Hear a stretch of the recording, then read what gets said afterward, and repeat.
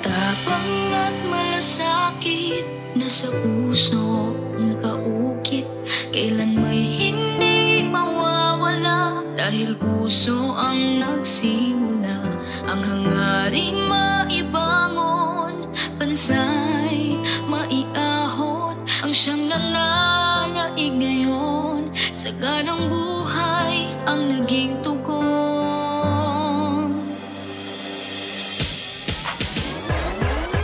Ito na kami nagsasama-sama, walang takot na nagpapakilala sa'yong umaasang may bukas pa para sa amin at sa gaya naming magandang buhay lamang ang hangarin.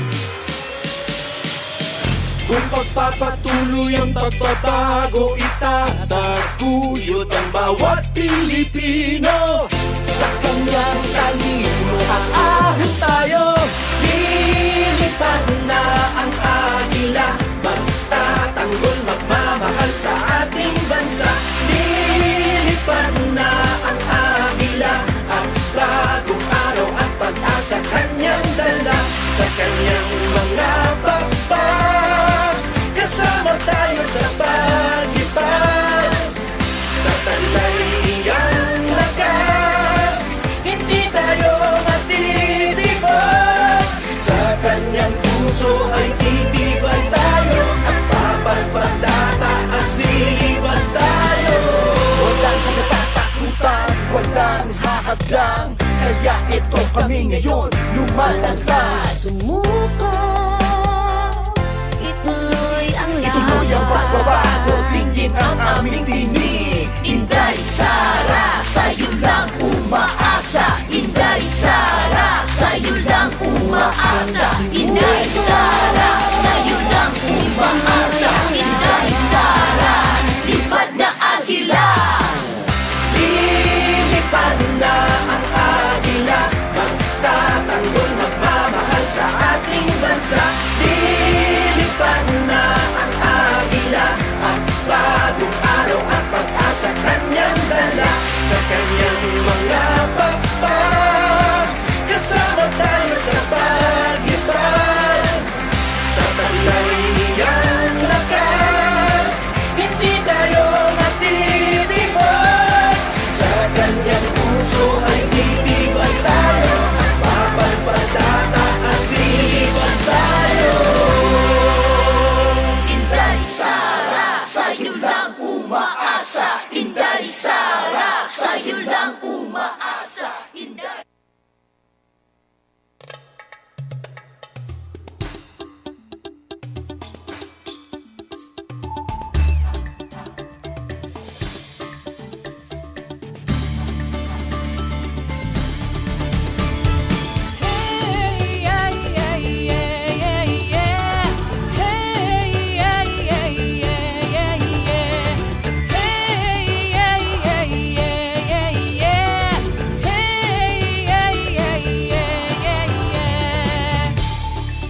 Nang si Digong ay umupo,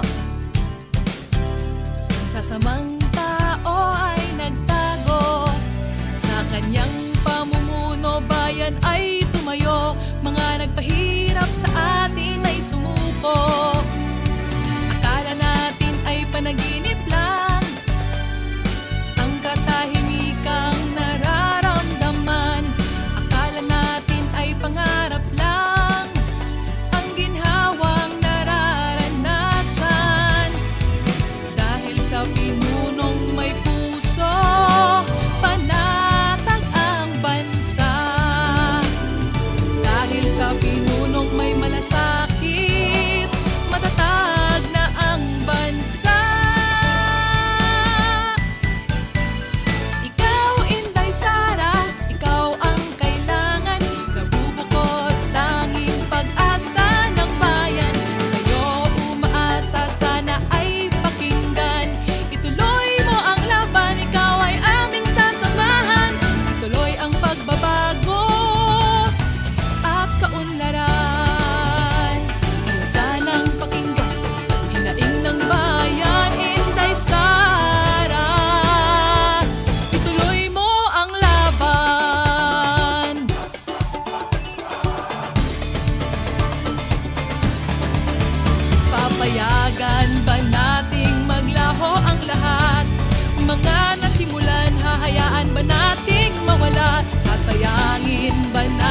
papayagang magwakas, kaunlarang natatamasa. Ayaw sanang pakinggan, hinaing ng bayan, Inday Sara. Ituloy mo ang laban. Ikaw, Inday Sara, ikaw ang kailangan. Nabubukod tanging pag-asa ng bayan. Sa'yo umaasa, sana ay pakinggan. Ituloy mo ang laban, ikaw ay aming sasabahan. Ituloy ang pagbabago at kaunlaran. Dapat pantay-pantay ang lahat. Walang kasarian, edad o relihiyon. Walang mahirap, walang mayaman. Ang kailangan ng bansa, pagkakaisa ng bayan, disiplinadong mamamayan, tuloy-tuloy na kaunlaran. Tunay, love you! Huwag ka mag-alala, number 1 kita! Siya'y isang simpleng tao, aking napatunayan. Mapagpakumbaba sa madla at maging sa kaibigan. Siya ay idolo ng marami, matanda at kabataan. Idolo ng inyong lingkod at tunay kong hinahangaan. At ngayong nakita ko na ang tunay na agila sa buong Pilipinas, siya'y aking ipapakilala. Eto na, Inday Sara, here she comes. Duterte! Eto na, Inday Sara, here she comes. Duterte! Di tayo pababayaan, bayan ay aalagaan. Eto na, Inday Sara, here she comes. Duterte! Eto na, Inday Sara, here she comes. Eto na, Inday Sara, here she comes. Duterte! Di tayo pababayaan, bayan ay aalagaan. Eto na, Inday Sara, here she comes. Duterte! Assalamualaikum warahmatullahi wabarakatuh sa mga kapatid nating Muslim. Mayong buntag at magandang umaga po sa inyong lahat. Welcome muli dito sa SA4U. Live po tayo dito sa studio sa Davao City ngayong araw ng Biyernes, first Friday of the month of March. At sa ngalan ni Mayor Sara Duterte, ako po ang inyong lingkod, Tek Ocampo.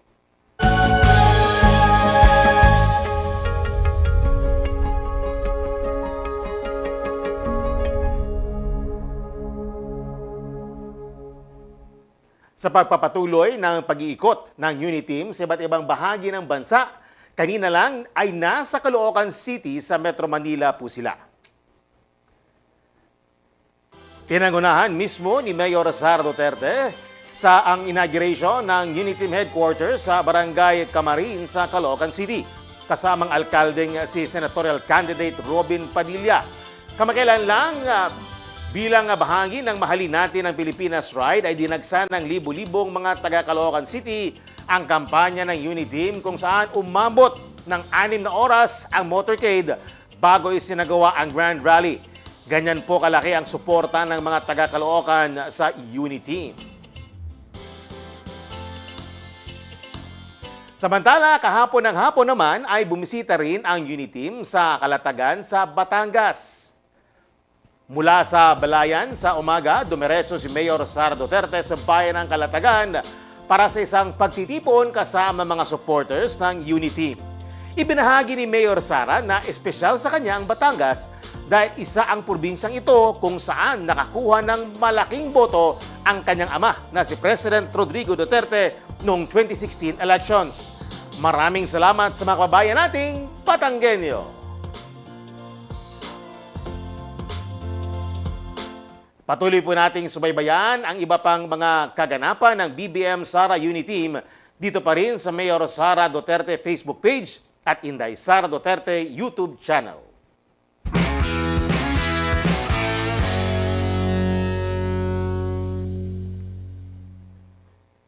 Ang tagumpay ng Mahalin Natin ang Pilipinas Ride ni Mayor Sara Duterte ay dahil na rin sa suporta ng iba't ibang sektor o grupo. At isa na rito ang grupo ng mga Davaoenyo riders na siyang laging nangunguna sa bawat araw ng ride sa loob ng 28 araw. Tungayan natin ang naging karanasan ng ride director na si Sir John Hagonya sa special BTR na ito. Panoorin po natin.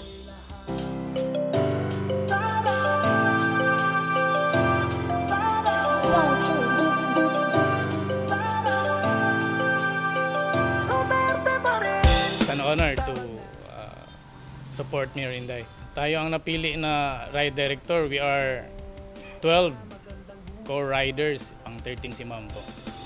Magsama-samang sumupong ka sa kanya.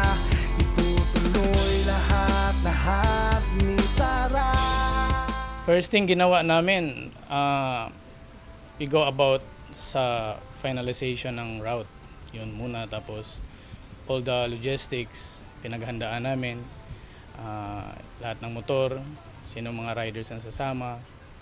Tapos yung support, kailangan yun, yung support vehicle, tapos yung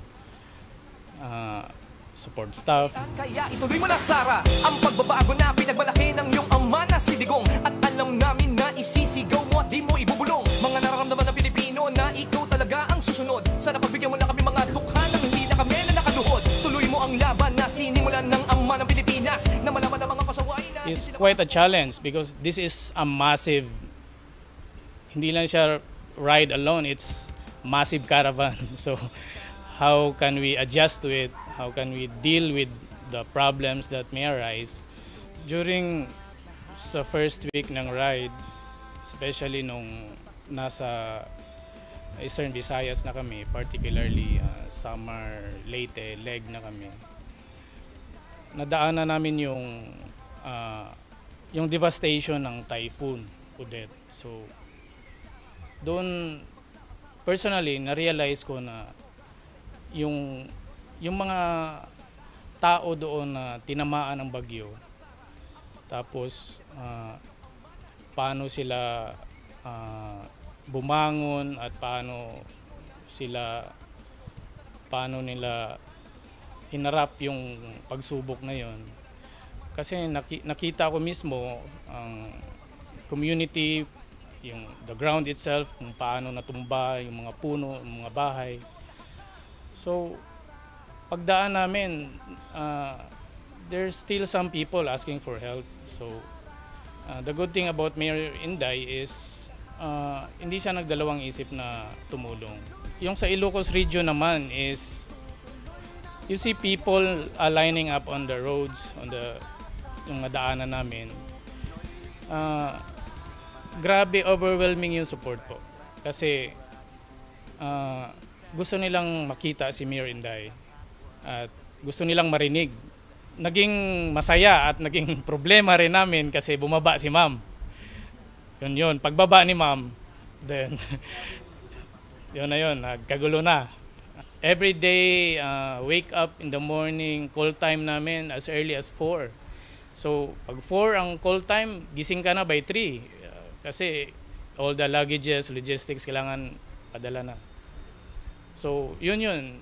It's an everyday challenge. Kami lahat riders, nag-a-adapt kami ng ganong work every day. So, pero hindi kami napapagod kasi nga, kung pagod kami, how about, paano na lang si Ma'am? Kaya personal realization ko is, parang nakikita ko po na yung pagtanggap ng tao kay Ma'am sa every provinces, every cities, towns, barangays na napuntahan namin. No doubt, uupo pong pangalawang Pangulo, Vice President si Mayor Inday. At ako po'y naniniwala sa kanya, sa kanyang vision, sa kanyang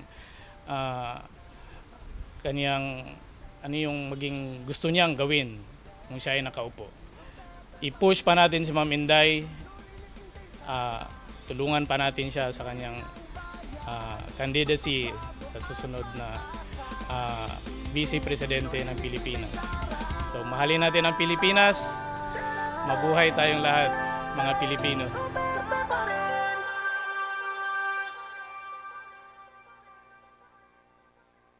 Ang turo ng aking mga magulang sa aking pagtatrabaho, dapat pantay-pantay ang lahat.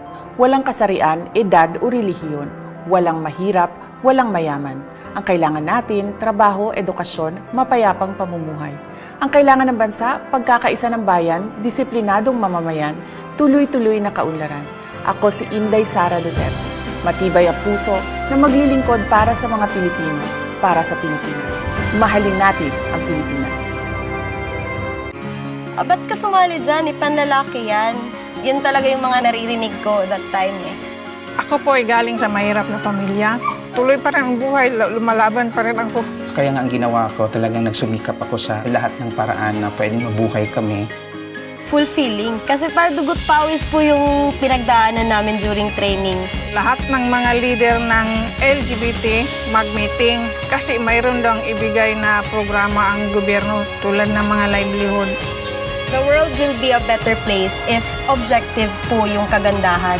Ang kagandahan sa akin, it's for everybody. Maganda ako dahil nakasurvive ako sa hirap ng buhay ko noon. Ako si Inday AJ, sasagitin ka sa anumang panganib. Ako si Inday Masoy, kakampi mo sa hamon ng buhay. Ako po si Inday Darwin, hahasain ang inyong isip tungo sa magandang buhay. Inday will always love you.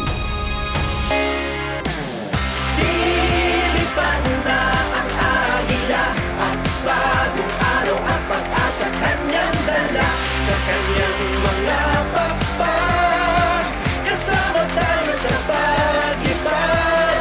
Sa kanyang puso ay titiwan tayo, at tatataasilipan tayo. Inday Sara, sa'yo lang umaasa.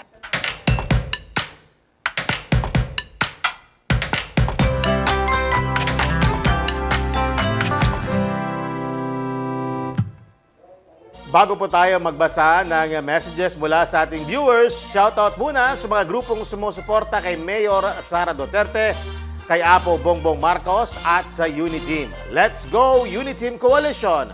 Super Inday, Sara All, Masada, Marcos Sara Duterte Alliance at Inday Cares. At happy birthday to Barangay Captain Chofilo Ginoo of Barangay 3-A, Davao City. Mula naman kay Chris Raffles watching from work in Monterey, California. Maraming salamat po sa ating mga kababayan na nanonood dyan sa California. Mag-ingat po kayo. God bless and salamat sa suporte sa Sara BBM Uniteam. Cristel Sanchez, always watching your videos and live. Proud to be Dutertean. Salamat po, Cristel, sa iyong suporta kay Mayor Sara Duterte and soon to be our Vice President of the Philippines. Maraming salamat po. Mula naman kay Ludi John Okulam, BBM at Sara Tandem ang tunay na unity. Hangarin nating bawat Pilipino ang United Nation. Tuloy-tuloy ang pagbabago. Maraming salamat, Ludi John, sa inyong mensahe. I'm sure matutuwa po si Mayor Sara Duterte at ang buong Unity. Migo Guerrero, good morning Mayor Inday, Sara, and Sir Tech Ocampo, Sir Tech from Davao del Sur, Davao City for Super Inday. Maraming salamat po sa inyong suporta. Thank you. At mula naman kay Ferial Calo, Assalamualaikum, Madam. Stay safe and healthy. BBM and Sara Unity, mabuhay kayo. Maraming salamat po sa inyong patuloy na suporta sa BBM Sara Unity. Mula naman kay Alex Diaz, solid from Tacurong City, Sultan Kudarat. Good morning po dyan at maraming salamat again sa patuloy niyong suporta. Mula kay Sally Soriano, Sambaan. Good morning Mayor Sara, watching from Trento, Agusan del Sur. Maraming salamat, Sally, at sa mga nanonood dyan sa Trento, Agusan del Sur. Mag-ingat po kayo at God bless po.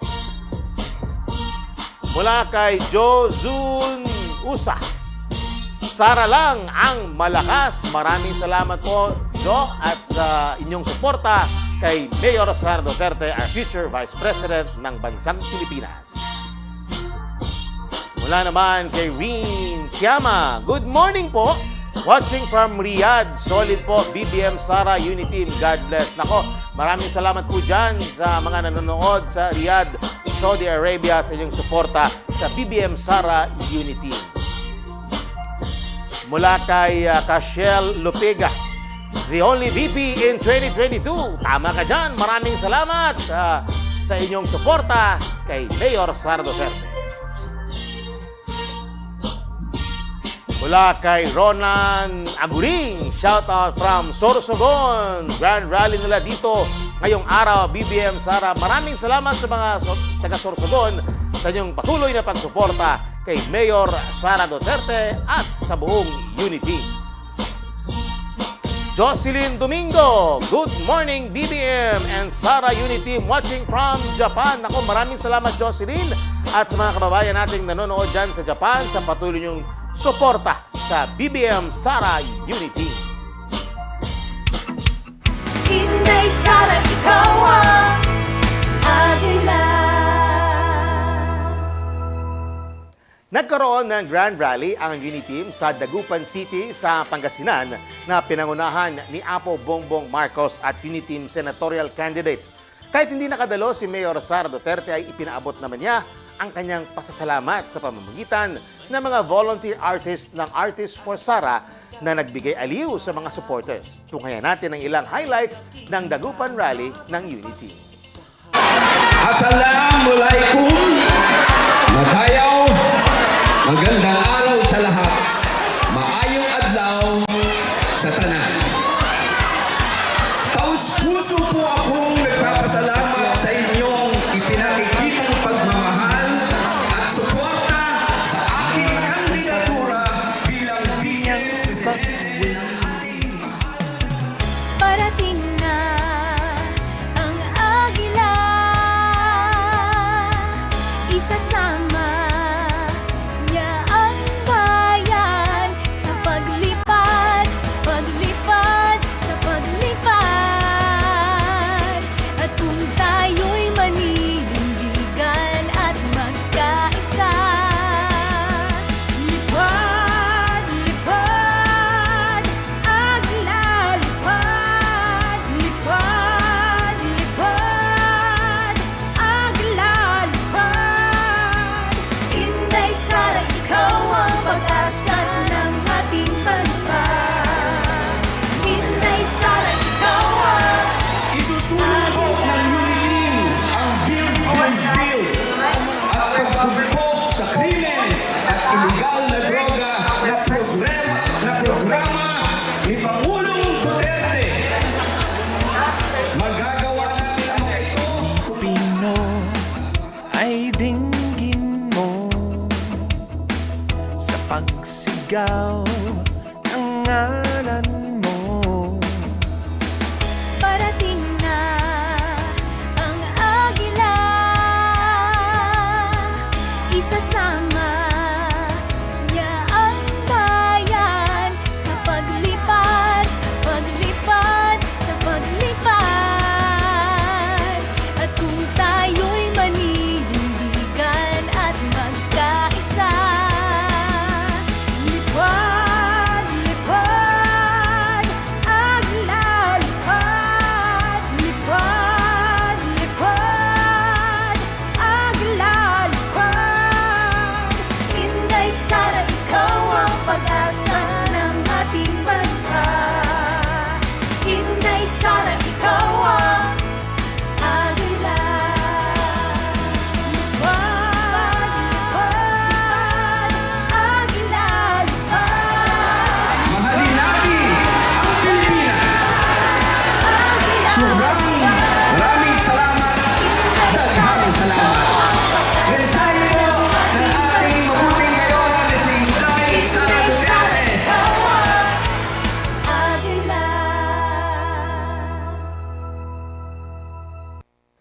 Bago po tayo magpaalam, shoutout po muna sa mga grupong patuloy ang suporta kay Mayor Sara Duterte, Apo Bongbong Marcos at sa buong Unity Team. Kislap kay Inday Sara, lilipad ang Pilipinas, Isip Pilipinas o Inday Sara, ikalawang Pangulo ng Pilipinas, Isda, Inday Sara Duterte ako. Sara tayo. Let's go Unity Team Coalition at iba't ibang BBM Sara Unity Team chapters sa buong mundo. At dyan po nagtatapos ang Sara All for You ngayong araw ng Biyernes. Marami pong salamat sa iyong patuloy na pagsubaybay sa ating programa. Muli po nating paalala, patuloy tayong mag-ingat laban sa COVID-19. Hindi lang para sa atin, kundi para rin sa ating mga mahal sa buhay. Kaya, wear your face mask, observe social distancing at magpabakuna o booster shot po tayo.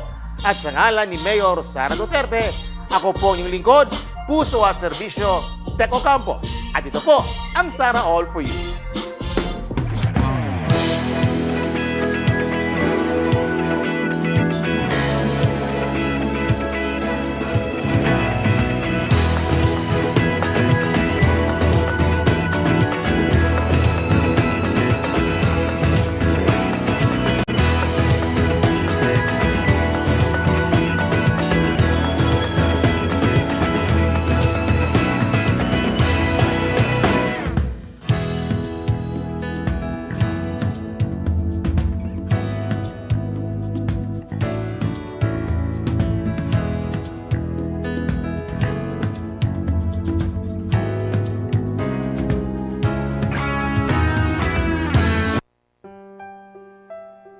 Sara Zimmerman Duterte is a Filipino politician and lawyer. She is popularly known in the Philippines as Inday Sara.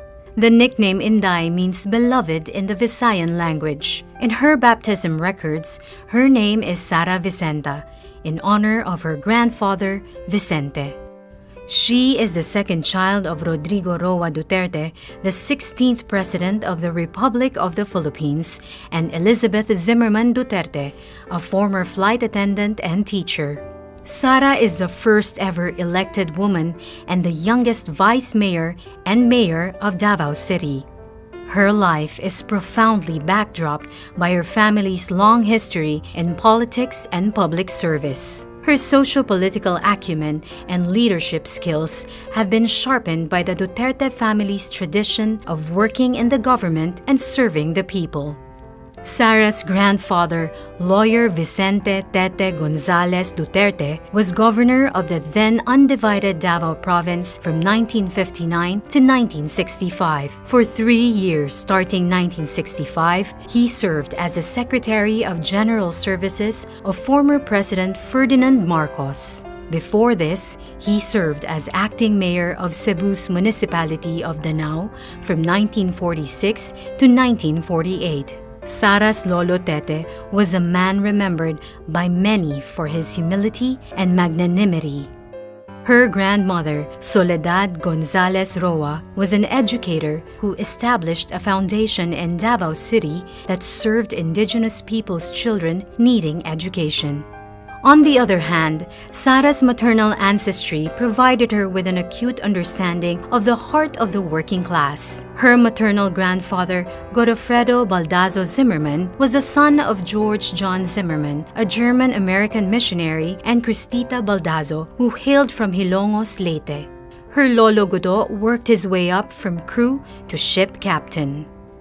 Sara's grandmother, Purissima Puring Fortunado Abellana, was an exuberant popular vendor in Davao City's Bangkerohan and Manila's Baclaran markets.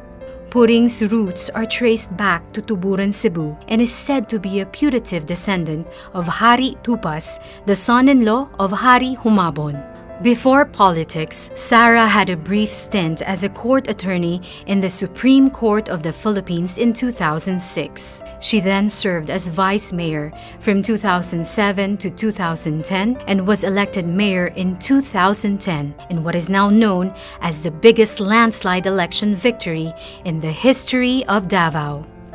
Although a newcomer in 2007, Sara demonstrated transformational leadership skills among the members of the City Council. Her colleague, the veteran legislator Pilar Braga, described her as a firm, principled, tactful negotiator, pacifier, and fearless administrator.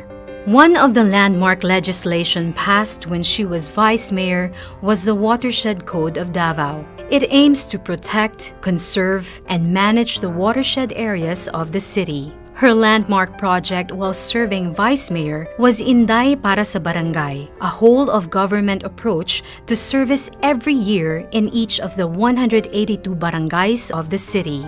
It is now called the Caravan of Government Services when she moved to the city mayor's office. During her term as mayor, the timeless Davao Life is Here brand was created. It propelled Davao City's image as a desired market and destination for investment and tourism events, including the meetings, incentives, conference, exhibitions market. As a neophyte mayor in 2010, she easily gained the trust of Region 11 economic pillars. Then President Benigno Simeon Aquino Jr.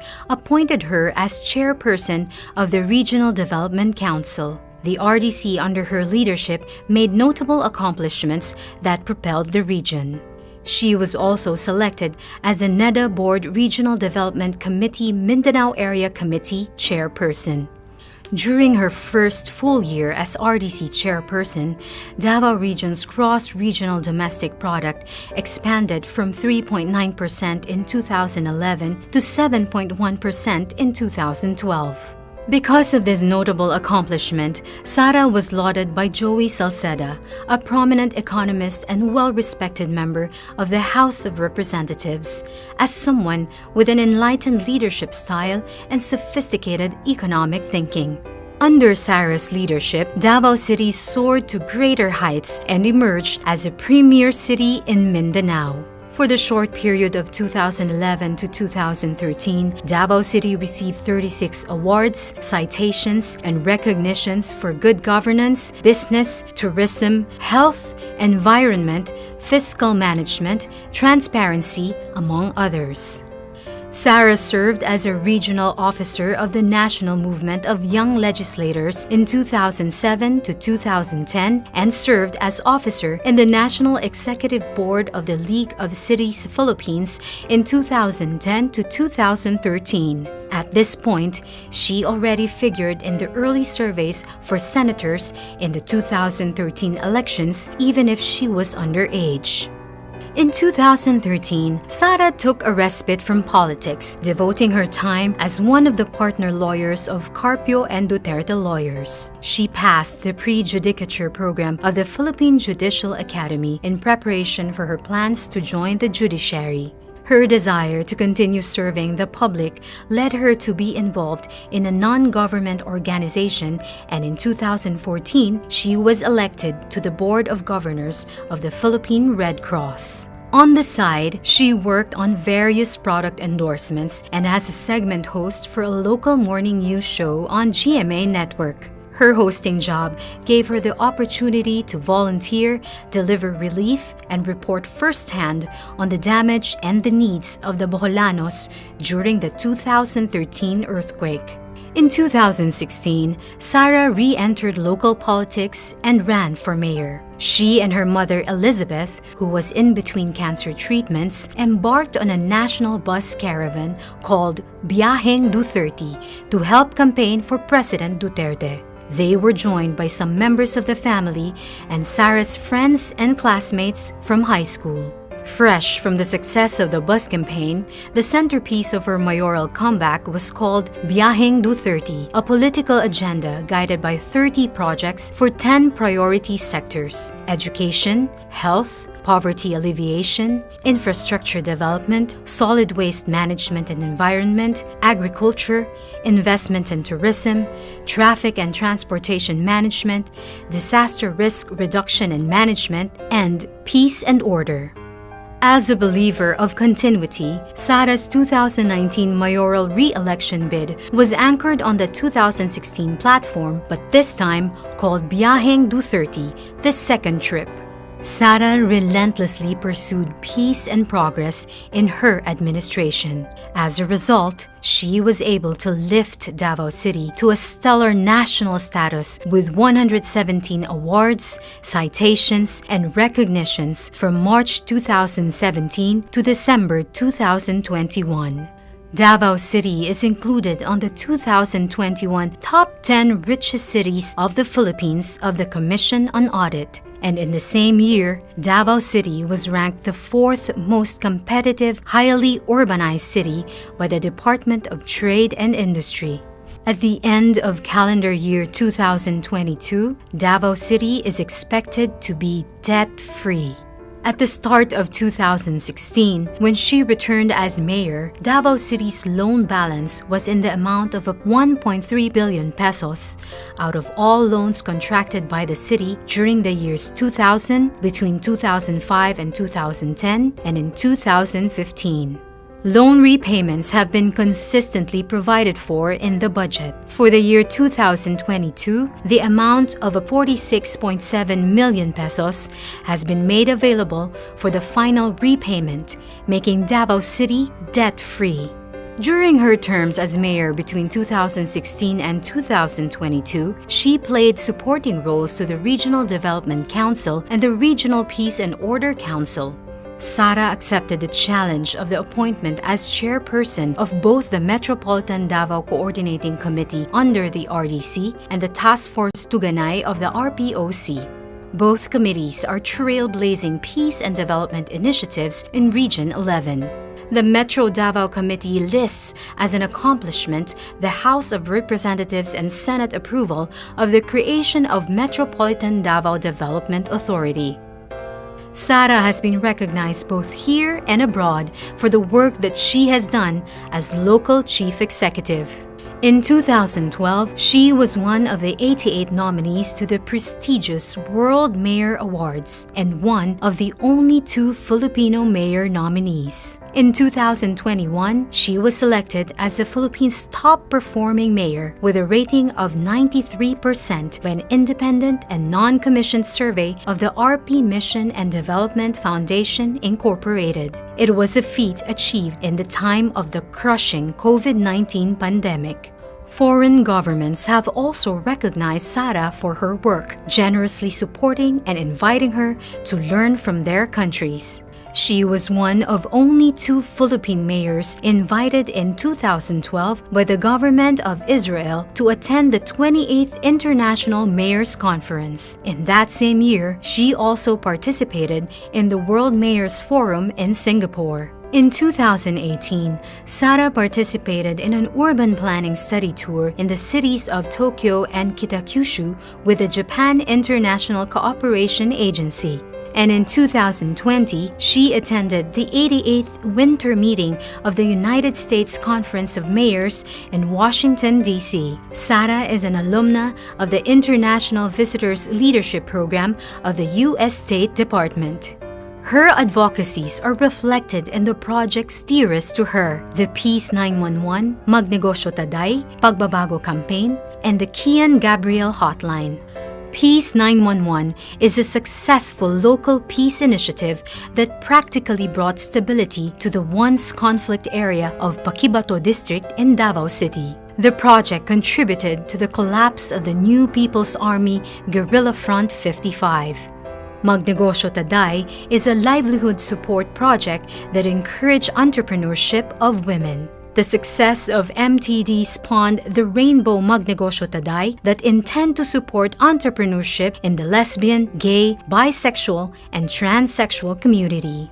The Pugbabago Campaign is a 2-pronged approach to solving interlocking problems related to poverty, children's education, and responsible parenthood. Through the Pugbabago Campaign, children and parents in the communities are given bags branded as Pugbabago that contain reading materials on the importance of education and responsible parenting. Sara personally delivers these bags to children and parents. She uses her voice and influence to steer families into the right path out of poverty.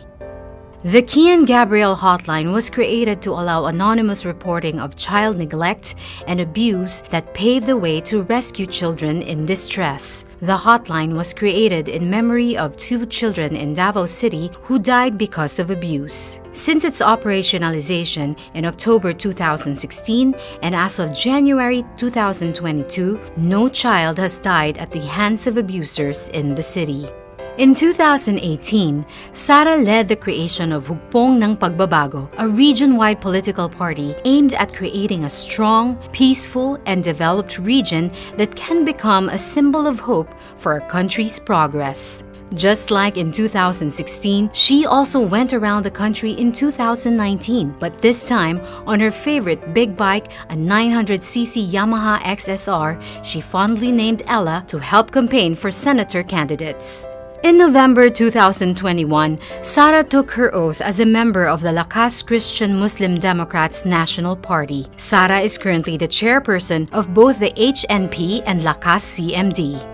Sara is an adopted member of the Philippine Military Academy Maharlika Class of 1984 and the Philippine National Police Academy Tagapagkalinga Class of 1991. She is a member of the Philippine Coast Guard Auxiliary and the Armed Forces of the Philippines Army Reserve Command. She holds the rank of Colonel and is currently the Assistant Brigade Commander of the 2202nd Ready Reserve Combined Arms Brigade, Philippine Army. She has received several medals, ribbons, badges, and citations for her work in Davao in support of the Armed Forces of the Philippines.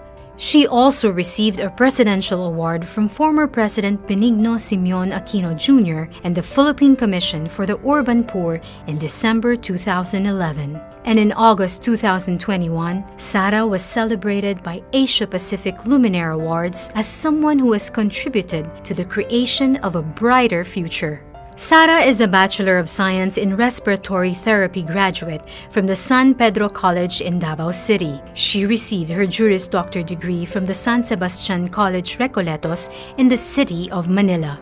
She was presented as one of the 30 most outstanding St. Augustine awardees of San Sebastian in January 2014 and was granted by the San Sebastian College of Law the Distinguished Alumna Award for Public Service in February 2020.